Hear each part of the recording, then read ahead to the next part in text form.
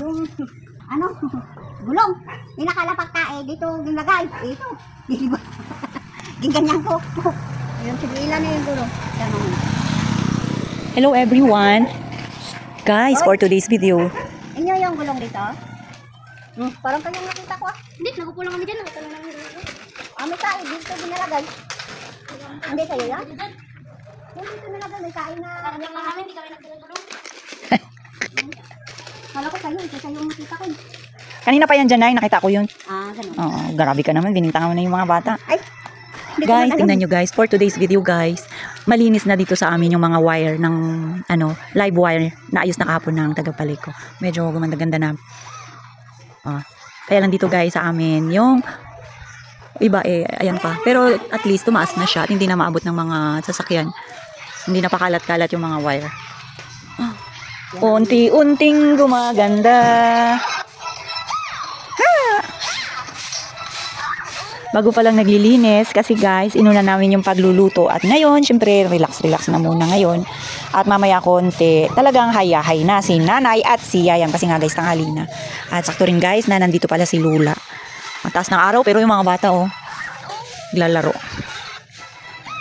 Ha! Ganda na, si sir. Umalis si sir na.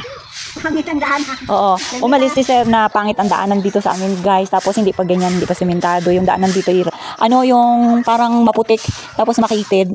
Tapos ngayon guys, babalik siya na sementado na. Tapos, ayan, maganda na yung kalsada.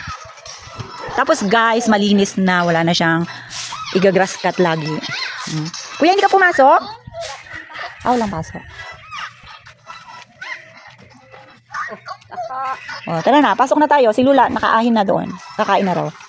Pasok muna tayo, guys. At si Lula.